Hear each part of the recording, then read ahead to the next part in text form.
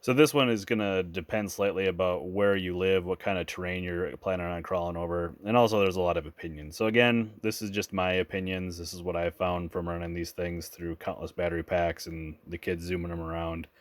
Um, your mileage may vary. You might be in a place where your terrain works better with different tires. But here's what I found. First off, these deadbolt tires, by far and away, I think are the worst stock tires. I've heard the Betty ones are actually pretty good, and I have actually crawled up some crazy stuff with this almost bone stock C10. These little C10 tires, yes, they're small. I mean, look at them compared to the deadbolt tire. I mean, they're small, but I I just really like them. The compound isn't super sticky, but it gets over stuff. So the first upgrade, actually, if you bought a deadbolt, I would say tires would be the first upgrade I would do. If you have a C10, especially if you're looking to keep the stock body lines, you can hold off on tires, in my opinion. So first up, what rims are you gonna get? Uh, these custom rims, like on this rig, again, they came with these. I don't think I would go out and buy these. These are like hand machined and stuff, and they're expensive. It's an option if you like the look and you want to support the maker of it, and by all means go for it. Uh, Another popular choice is the RC four-wheel drive Steelies. These, there's a lot of like kind of meme posts about there. These are a pain to mount. After you do one, you kind of get the trick. You kind of need to like push down on the screw while you're trying to screw it in, and it helps if you support it from the back. Um, they're not great, especially if you're newer to RC and you're not looking to get it creating the crazy stuff. I wouldn't get these.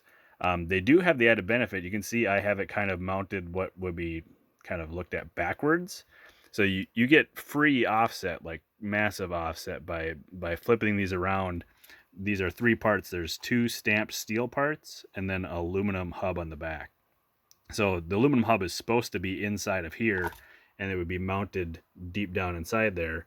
But I put the aluminum part on the back, and again, you get kind of like a free offset.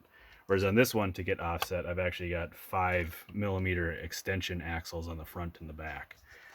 So if you're looking to get a little bit of free extension and you don't really mind about the mounting hassles, not a bad option, but they are frustrating to say the least. And that brings us to kind of the one that a lot of people go with, Injora from Amazon.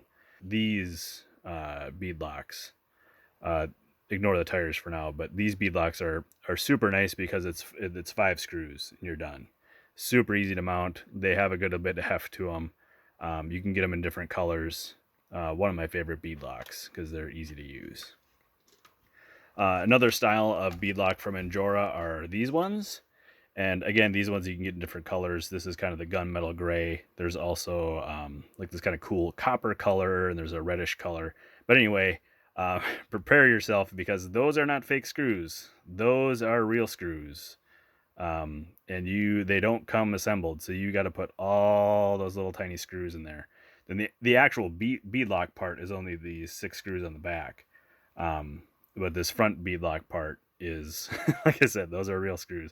There's also supposed to be screws in the middle, but I found that it interfered with getting the nut driver on there, and they also, I don't know, kind of looked out of place. So leaving the screws out of there, I think, kind of makes it look like little lug nuts there instead.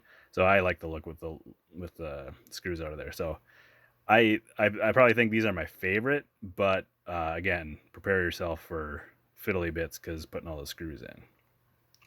And then when it comes to tires, there's a lot of tons of options out there. Uh, Starting off with the cheap ones, keep sticking with Injora.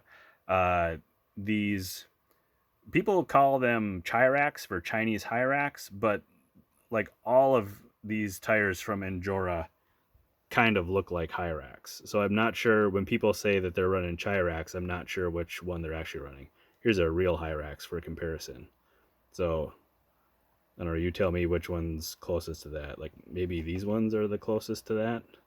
They're called Mickey Thompson Baja MTZs. fairly certain that's copyright infringement. I don't know if you can still get these, but the first one I opened, I was like, man, this feels so good. It was nice and supple rubber, and I was like, oh, that's gonna grip so good. And then the next one I opened, like obviously you can't tell on camera, but this is like 2 or 3 times as stiff with the rubber. Like this one's super squishy, like super nice feeling. This one feels like it's a completely different thing.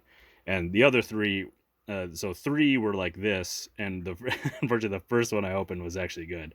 So that's one thing that you might not get is exact good consistency. So these ones work okay. As you can tell, I don't have them on rims, so they weren't my favorite.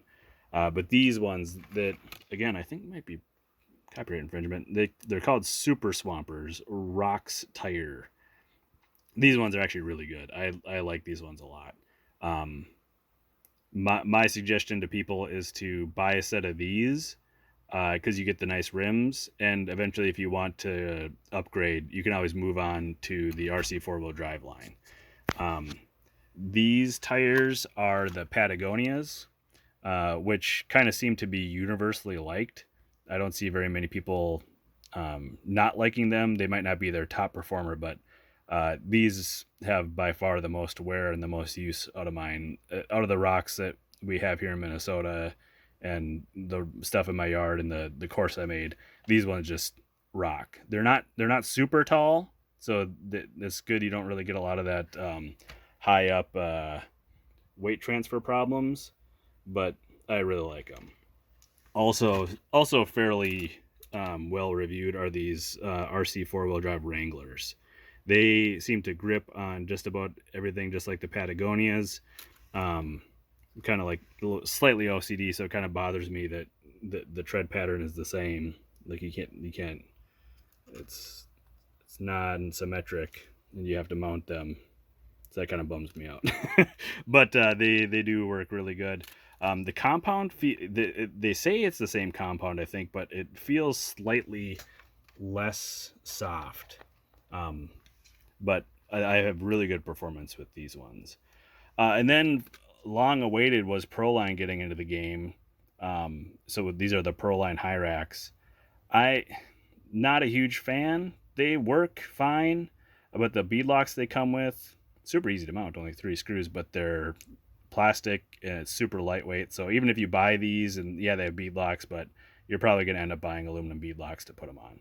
I'm excited to try these more out this next summer, and we'll see if I can get them to work decent. So that's kind of it for the middle of the road tires. I'm looking to get into maybe try a couple of smaller tires because I'd like to keep, like I said, I'd like to keep the C10 with the stock body lines. And none of these tires, even though the Wranglers and the Patagonias aren't huge, they're not going to fit the C10 in stock form. And then also there's also kind of the other edge of the coin is the giant tires. So if you're building a big rig, you probably already decided that you're going to put mudslingers or scramblers on it. These things are super soft, have crazy grip. These ones have had every other lug removed. So if that's the direction you're going and that's what you like, super cool. Not usually my cup of tea. I kind of like more of a realistic look with the tire and rim combo.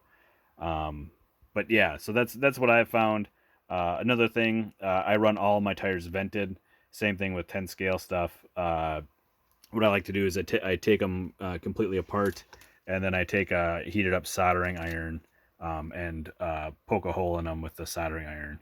And what that does is it doesn't give a spot for the rip to start.